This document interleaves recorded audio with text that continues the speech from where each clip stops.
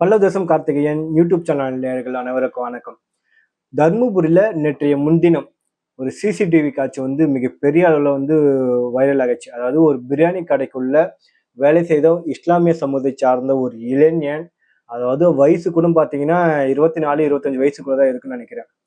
3 பேர் 4 பேர் கொண்ட ஒரு கும்பல் அந்த கடைக்குள்ள புகுந்து, அது மக்கள் நடமாட்டம் இருக்காங்க, அந்த நேரத்துல கடைக்குள்ள புகுந்து அந்த இளைஞனை சரமாரியாக வெட்டி கத்தியால் குத்தி, இந்த பெரிய கத்தி இருக்கும், இந்த கத்தியால் இப்படி பிடிச்சி வெட்டுறானுங்க. அந்த சிசிடிவி காட்சியெல்லாம் பார்க்கும்போது அந்த மனசு பதைக்குன்னு தான் நம்ம சொல்லணும்.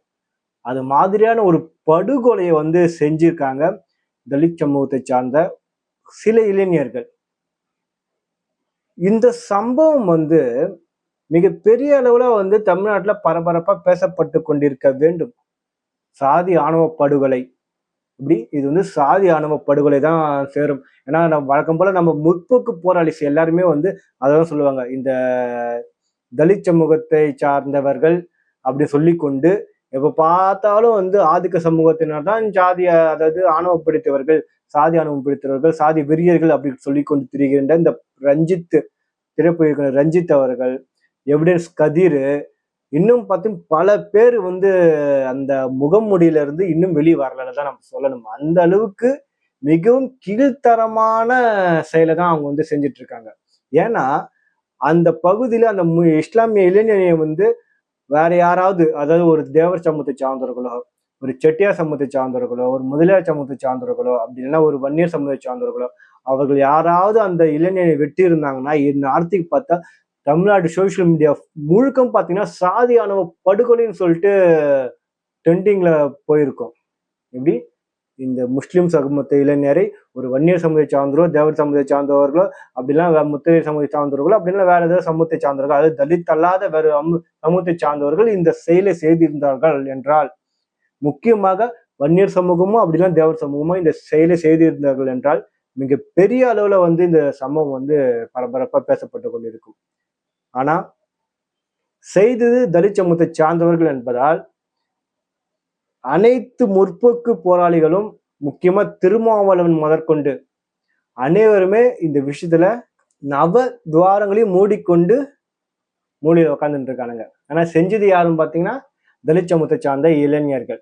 அதுக்கப்புறம் பல பேர் பார்த்து அவங்களுடைய போஸ்ட்ல சோசியல் மீடியால என்ன போட்டிருக்காங்கன்னா, பொதுவா போட்டு போயிட்டாங்க, இந்த படுகொலையை கண்டிக்கிறோம் அப்படின்ட்டு. இதே வேற சமூகத்தை சார்ந்த இளைஞர்கள் இதை செஞ்சிருந்தாங்கன்னா, இந்த சாதி வெறி பிடித்த சாதி ஆணவம் பிடித்த இந்த இளைஞர்கள் சாதி ஆணவ படுகொலை பண்ணிட்டாங்க அப்படின்னு சொல்லிட்டு மிகப்பெரிய அளவுல ஒரு விவாதத்தை உருவாக்கியிருக்காங்க. இந்த கேடு கெட்ட சோசியல் மீடியாக்கள் அவங்க எல்லாம் அப்படிதான் பண்ணியிருக்காங்க. அதுக்கப்புறம் தமிழ்நாட்டு மீடியாக்கள் இருக்குல்ல, எப்படி அந்த நியூஸ் 7, இந்த சுகிதா, அதுக்கப்புறம் இந்த குணசேகரன், இன்னும் சில நபர்கள்லாம் இருக்காங்க. அவங்க எல்லாம் இது ஒரு டிபேட்டா எடுத்து மிகப்பெரிய அளவுல இந்த விஷயத்த பேசியிருப்பாங்க. 4 பேர் வெட்டி உட்கார வச்சுட்டு மிகப்பெரிய அளவுல ஒரு விஷயத்த பண்ணியிருப்பாங்க. ஆனா இது அனைத்துமே பார்த்தா இந்த ஆணவ படுகொலைக்கு, இந்த சாதி ஆணவ படுகொலைக்கு யாருமே வாயை திறக்கல. சரி, என்னடான்னு சொல்லிட்டு நம்ம அந்த பகுதி அந்த விஷயத்த நம்ம ஆராயும் போது, தர்மபுரி மாவட்டத்துல அந்த ஒரு இடத்துல சம்பவம் நடக்குது. என்னன்னா, அந்த இஸ்லாமியர் கேண்டரிங் முடிச்சிருக்காங்க. அந்த பெண், அந்த தலித் சமூகத்தை அந்த பெண் மருத்துவ படிப்பு ஏதோ படிச்சிருக்காங்களா, முடிச்சிட்டாங்களான்னு தெரியல. 2 பேருக்கும் காதல் ஏற்பட்டு இருக்கு. அதுல அந்த பெண் என்ன சொல்லியிருக்காங்கன்னா, நீ எங்க வீட்டுல கேளு, ஏன்னா எங்க வீட்டுல எப்பவுமே முற்போக்கு தான் பேசுவாங்க, அதனால நம்ம கல்யாணத்துக்கு ஒத்துப்பாங்க. அது இல்லாம நீ இஸ்லாமிய பையனா, நம்ம அனைவரும் தொப்புள் கூடிய உறவு தான், அதனால நம்ம கண்டிப்பா சேர்த்து வைப்பாங்க அப்படிங்கிற ரீதியில அந்த பொண்ணு பேசிச்சானான்னு தெரியல. உடனே அந்த பையனும் இந்த பெண்ணின் பேச்சை கேட்டுக்கொண்டு அந்த பெண் வீட்டிற்கு போயிட்டு பெண் கேட்டிருக்காங்க. உடனே அங்க இருக்கவங்க நீ மாற்று மதத்தை சார்ந்தவன், உனக்குலாம் நாங்க பொண்ணு தரமாட்டோம் அப்படிங்கிற ரீதியில சொல்லி அந்த பையனை அனுப்பிச்சிட்டு இருக்காங்க. ஓகே, இதோட முடிய வேண்டியதானே. இதை வன்மத்தை கொண்டு இது மனசுல வன்மமா வச்சுக்கிட்டு அந்த பையனை நேரம் காலம் பார்த்து வெட்டி சரமாரியாக வெட்டி சாதி ஆணவ படுகொலை செய்திருக்கார்கள் அந்த அந்த பெண்ணோட அண்ணன்கள். இது ஒட்டுமொத்த சோசியல் மீடியாவும் பாத்தீங்கன்னா எல்லாருமே வாய் மூடி மௌனமாக. முக்கியமா பாத்தீங்கன்னா இந்த எவிடன்ஸ் கதிர்னு ஒருத்தர் இருப்பான். நாமக்கல் மாவட்டத்துல இருந்து ஏதோ ஒரு சாதி ஆணவ படுகொலை நடந்திருக்கு, அதை வந்து கள ஆய்வு செய்வதற்காக அந்த இடத்துல வந்து என்ன கள நிலவுன்னு சொல்லிட்டு பார்க்கறது ஒரு உண்மை கண்டறியும் குழுவை போயிட்டு அமைச்சு ஒரு வாரத்துக்கு முன்னாடி நடந்த கதை இது. அங்க போயிட்டு அந்த எவிடன்ஸ் கதிர் தலைமையிலான குழு போயிட்டு அங்க ஆராய்ச்சி எல்லாம் பண்ணி வழக்கமா என்ன சொல்லியிருக்காங்கன்னா, பெண்ணின் அண்ணன், அதாவது பையன் வந்து ஆசாரி சமூகம், பெண் பெண் சமூகத்தை சார்ந்தது வந்து தேவர் சமூகம், இது வந்து 2 பேருக்கு வந்து செட் ஆகல, உடனே வந்து கொலை பண்ணிட்டாங்க அப்படின்னு சொல்ல தெரிந்த இந்த எவிடன்ஸ் கதிர் எனும் முகமூடி முற்போக்கு, வேற ஏதாவது ஒரு வார்த்தை நீங்க சேர்த்துங்க, அவனுக்கு தர்மபுரியில நடந்த இந்த சம்பவத்தை வந்து மேலோட்டமா சாதி ஆணவ படுகொலைன்னு வரல, அதுக்கப்புறம் இந்த உண்மை கொண்டறியும் குழுன்னு சொல்லிட்டு எதுவுமே வைக்கல, எதுவுமே பண்ண மேலோட்டமா கண்டனம் மட்டும் தெரிவிச்சுட்டு போயிட்டாரு. உன்னுடைய உண்மை கொண்டறியும் குழுவை வந்து அந்த தருமபுரி மாவட்டத்துக்கு அனுப்ப வேண்டியதானே, இன்னும் புடிங்கிட்டு இருக்கீங்க உங்களுடைய குழு. நேரத்துக்கு மேடை போட்டு பேசியிருப்பீங்கல்ல, ஒருவேளை அந்த இடத்துல அந்த இஸ்லாமிய சமூகத்தை சார்ந்தவனை வந்து ஒரு தேவர் சமூகத்தை சார்ந்தவர்களோ வன்னியர் சமூகத்தை சார்ந்தவர்களோ வெட்டி இருந்தாங்கன்னா உன்னுடைய உண்மை கண்டுபிடிப்பு உன்னுடைய சாதி அரிப்பை வந்து அங்க போய் தீர்த்து இருப்ப. அதுதானே பண்ணியிருப்ப எவிடன்ஸ் கதிர். உன்ன மாதிரியான ஒரு மட்டமான சோசியல் மீடியா, அதாவது சமூகவாதின்னு சொல்லுவாங்க, முற்போக்கு முகமூடின்னு சொல்லுவாங்க, உன்ன மாதிரியான கேவலமான ஒரு ஆள்ல யாருமே இல்லை. உன்னுடைய உண்மை கண்டறியும் குழு போயிட்டு தருமபுரிக்கு அனுப்பான், வாயிலே விட்டு வாங்கணுங்கிற ஒரு விஷயம் தானே உனக்கு பயம் தானே. பாவம் அந்த இஸ்லாமிய இளைஞனோட கனவு எல்லாத்தையுமே வந்து சதைச்சிட்டானுங்கன்னு சொல்லலாம்.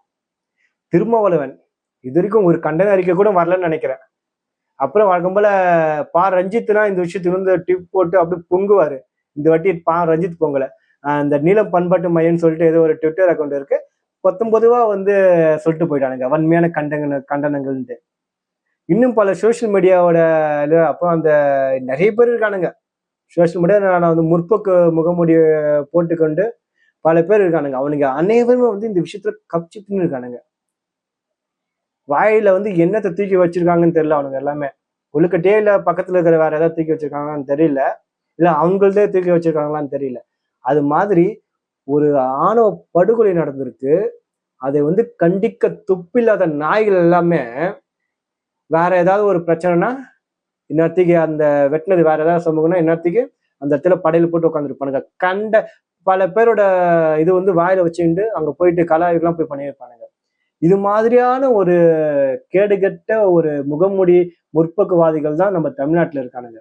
இது மாதிரி விஷயம்லாம் நடக்கும் போதுதான் இது மாதிரியான கேடுகட்ட முற்போக்குவாதிலாம் வந்து வெளியே வருவானுங்க. இவனுங்களாம் வந்து ஒரு சாதி சார்பான ஆட்கள் தான் அப்படிங்கிற மாதிரி விஷயம் வந்து இது மாதிரி விஷயம்லாம் நடக்கும்போது தெரியும். உண்மையிலுமே அந்த இஸ்லாமிய இளைஞர்களுக்கு எங்களுடைய அவருடைய ஆன்மா வந்து சாந்தி அடைய வேண்டும். அந்த குடும்பத்திற்கு எங்களுடைய ஆழ்ந்த அனுதாபங்களை தெரிவித்துக் கொள்கிறோம். அது மட்டும் இல்லாம இது மாதிரியான ஆணவ படுகொலைகள் முற்றிலும் அறவே நடக்கவே கூடாது அப்படிங்கிற ரீதியில் தான் சொல்றோம். அது மட்டுமல்ல, இது வந்து சமூகத்தின் பிரச்சனையா நீங்க சொல்றீங்க, சமூக பிரச்சனை 2 குடும்பத்திற்கும் உண்டான பிரச்சனை தான் இது. ஏன்னா பெண்ணு அந்த இடத்துல வந்து பெரிய பணக்காரங்க இருக்காங்க, பையன் வந்து ரொம்ப இப்பதான் ஏழ்மையிலிருந்து கொஞ்சம் கொஞ்சமா மேல வராம போல. அதனால அந்த இடத்துல வந்து பொருளாதாரம் இடிச்சிருக்கு. அதனால வந்து பொண்ணு வீட்டுல தரமாட்டேன்னு சொல்லிட்டாங்க. மறுபடியும் அந்த பையன் வந்து அந்த பொண்ணு வந்து மறுபடியும் காதலிச்சிருக்கான் போல, உடனே பூந்து வெட்டிட்டானுங்க.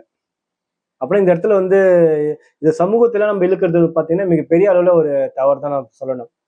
இதை வந்து எப்படி நாங்க சொல்றோமோ அதே மாதிரிதான் இந்த எவிடன்ஸ் கதி மாதிரியான ஆட்கள்லாம் இது மாதிரிதான் நீங்களாம் வந்து இது பண்ண தொடர்ச்சியா வந்து இது சமூகத்தின் மேலும் தப்பு, சமூகம்னு சொல்லிட்டு இழுத்து நீங்க சமூகத்தை குற்றவாளியாக்காதீங்க. எவனோ பண்ற குடும்பத்துக்கு உண்டான பிரச்சனையை வந்து மிகப்பெரிய அளவு சாதி பிரச்சனையா மாத்துறது யாரும் பாத்தீங்கன்னா இந்த எவிடன்ஸ் கதிர் ரஞ்சித் போன்ற முற்போக்கு முகமுடிவாதிகள் தான் நம்ம சொல்லணும். இன்னும் பல்வேறு வார்த்தைகளை வந்து அவர்களை வச்சு நம்ம சொல்லலாம்.